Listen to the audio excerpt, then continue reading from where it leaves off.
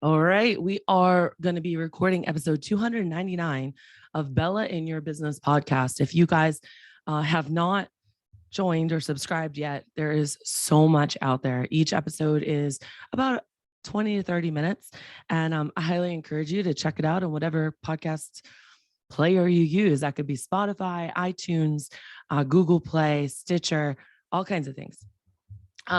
Today, we're actually going to be talking about is your pet business software working for or against you?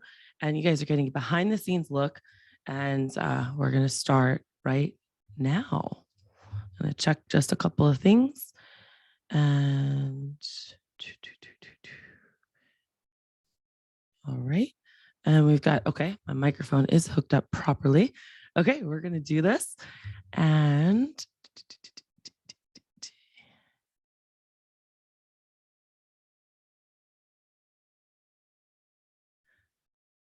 okay.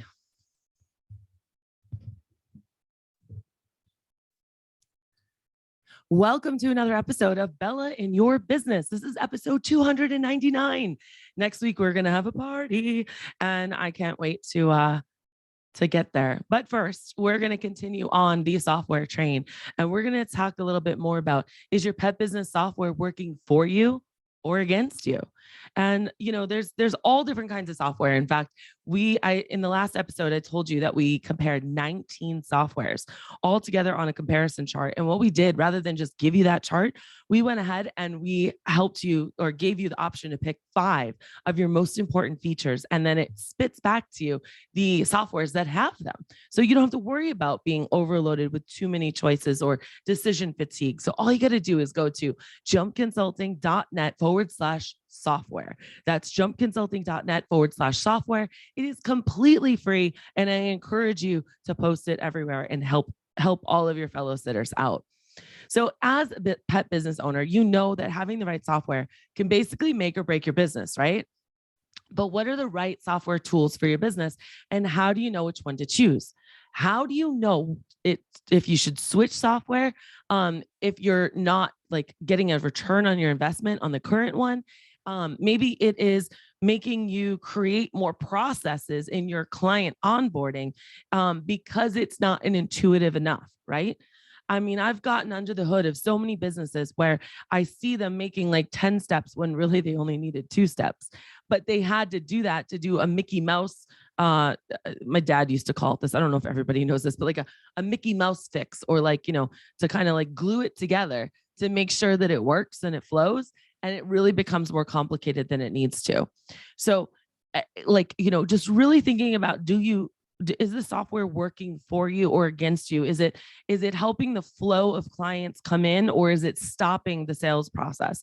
And there's some really popular ones out there that completely stop the sales process and overwhelm the client. And they just went from help me solve my problem for getting a pet sitter or a dog walker to all of a sudden like, oh my gosh, it's overwhelming. I'll deal with this later. This is too complicated. So think about that. So the right software is not going to cause you any of those problems. Software is an important tool for business owners, but especially most important for pet businesses. And they all like basically require a little bit of your touch to it. In the mastermind, we once a year, when we're going through things like this, we do a recording of at least 5 different companies. And it's really funny because a lot of people kind of use some of the similar ones, but the way they set it up and the way they put their specific questions, their customized questions, really makes a true difference in the how I receive the information as a client. And so if you guys are in the mastermind, you can go into the guides and you can find that, or tag me and I'll show you the video.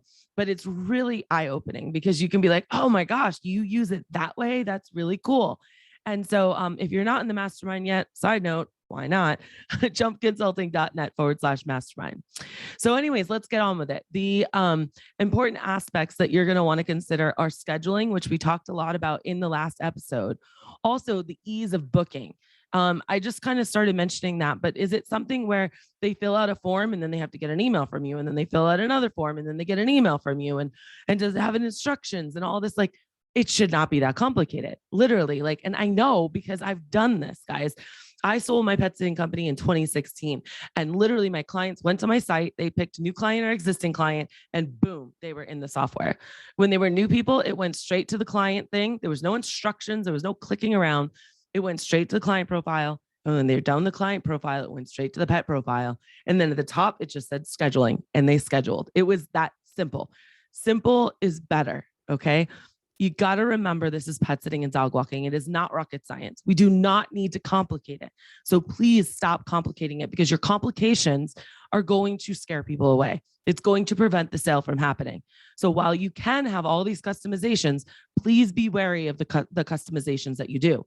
Now, I'm not saying that the information you're asking in these customizations are not important, but there is a time and a place for this information, and it is not to overwhelm them. You want to give your client, your potential client, a feel like they just won something. Give them a quick win so that they feel like, okay, I'm signed up with a pet sitter.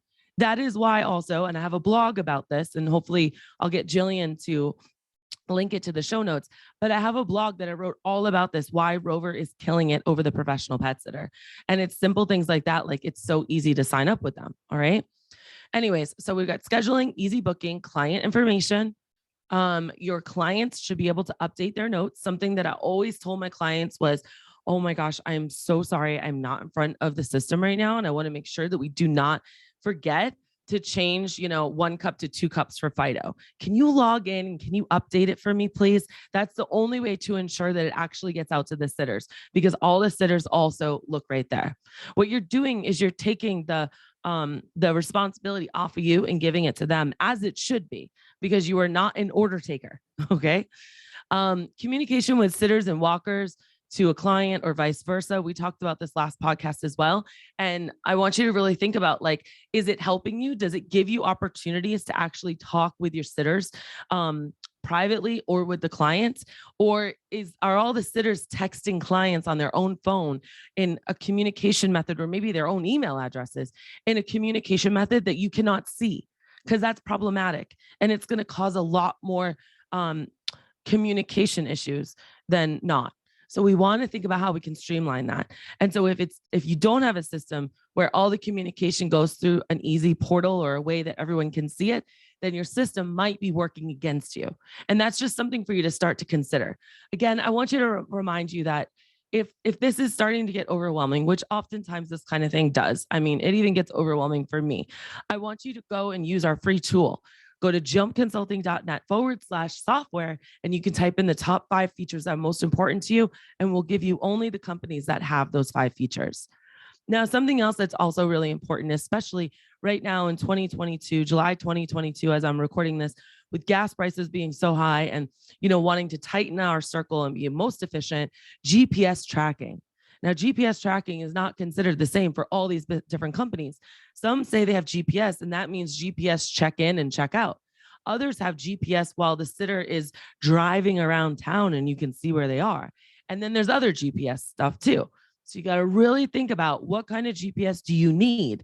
And let me say too, if you have independent contractors, you should not have GPS at all, because that is control, and it's just a whole nother story, but don't do it. And last is integrated software with your QuickBooks. So sometimes some of the softwares, you have to download the information and upload it to QuickBooks. Or I think some of them actually connect with Freshly, or there's some other like QuickBooks type, systems. I just want you to think about this, because importing all of these invoices is really important. I have yet to see a software company that actually does a good job of doing it in-house. So even though they say they'll do it in-house, it's not usually as in depth as you need it if it was in something like a QuickBooks. So think about how you are able to report that. And the other thing is that oftentimes if it is in-house, they don't allow a whole section for you to enter in all of your expenses or accounts payable. And so they'll keep track of all of your invoices and what's coming in, but there's not an actual like P&L and stuff. So I really encourage you to let the systems talk to each other. Maybe if you have an open API and there's only one software company that has an open API, that you can automatically talk to each other. It's going to help your bookkeeper or you if you do it. God help you if you do it. But it's going to help that streamline it. So it's working against you by not having your monthly financials, 30 days after the month closes, or it's working for you if it actually is pushing it over to QuickBooks. Your bookkeeper gets in there, or you, for an hour or hour and a half a month, and gets it all. And is like, here you go, CEO. Here's where you're at. Here's your balance sheet. Here's your P&L. All of this stuff. Guys, this is really important because you need to know like what's bringing in most revenue. That's how you figure out your marketing messages and the messages that are on your website. You need to figure out like, okay, is my dog walking 75% and my pet sitting is 30%, but my pet sitting is using 80% of my energy because it's like morning, afternoon, and evening, 7 days a week. These are decisions that you want to be able to make. And so your software is either helping you make these decisions or working against you because it's not giving you this information. There are options out there, you guys, and I do not want you to be paralyzed in decision paralysis because there's no reason to do that. Like I said, we broke it down for you to help move you along, to get you into the most effective and easy to use kind of software for you so that you can never say, oh, I'm just dealing with it because I don't have time to research. Well, we kind of did the research for you. Your biggest thing you have to do is figure out what 5 features are the most important to you. So these are just a few examples about how it could be working for you or against you. But I want you to know the world is your oyster. There are a lot of options out there. And I don't want your overwhelm or fatigue to prevent you from getting your business to be running like a smooth operation. So research it all. Use our tool. Let us help you narrow it down, and then you can focus on just those ones. What I really suggest you do is you also set a date that you're going to make a decision, whether you're going to switch or not switch, or which one you're going to get. All right. So guys, with your software, I had to talk about this because I have seen so many back ends of your businesses, and I have seen some crazy things. I have seen people, creating an entire sheet for new clients and then putting it in a 3-ring folder because their system isn't giving them all the information they want. And I'm like, why? Not only is it expensive with the paper and the ink, but also storing of that stuff. And now you have a physical, it's nutty. It's absolutely nutty. Or the clients that can't just go straight in and sign up. They got to wait for you to give them a username and a password. Come on. And while I'm also saying this, something else to think about, don't call it a portal. Stop calling it a portal. I need another portal in my life. Like I need a hole in my head. Okay. And that's a joke. And I hope no one gets upset that I just said that, but you know my heart, hopefully, if you're a listener. A portal is something that makes everybody cringe. Think about when your doctor is like, yeah, we need you to go in the portal. Okay.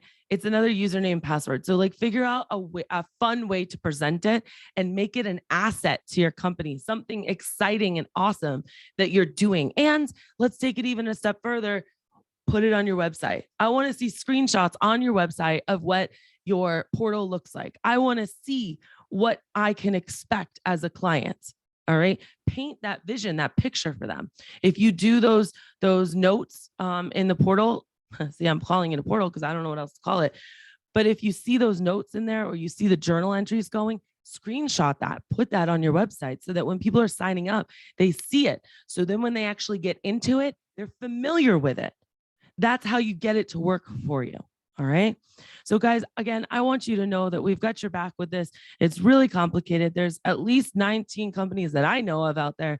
We made a whole spreadsheet for you. Just go to jumpconsulting.net/software. We are going to be coming up on our 300th episode next week. And I'm really excited for this. It's actually going to be launching on my daughter's 8th birthday. It'll be July 21st. And my birthday will have been just a couple of days prior to that. So 2 things for you guys to know. So not only do you have this free tool, jumpconsulting.net/software, but you've also got coming to you 50% off of something. Follow me on my Instagram, Bella Vasta, V like in Victor, ASTA. Follow me on Instagram. I am right now taking polls and seeing what you want 50% off of.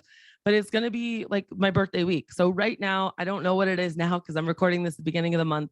But right now, there is some 50% offer going on. So get to my Instagram and make sure that you get it because it's only for a very limited time. It's only this week of the airing of this show. Okay. If you know me, I don't really do 50% off. Sometimes I do for Cyber Monday or something like that, but it's not often that you get discounts from me. Now is your chance. Go see what I got.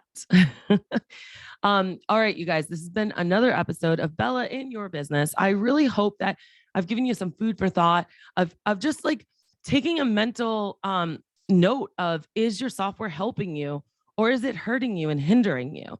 Go ahead and let me know what your thoughts are on this episode or what your questions are about software. And I will reply in email, bella@jumpconsulting.net, or in the comments of wherever you saw this posting.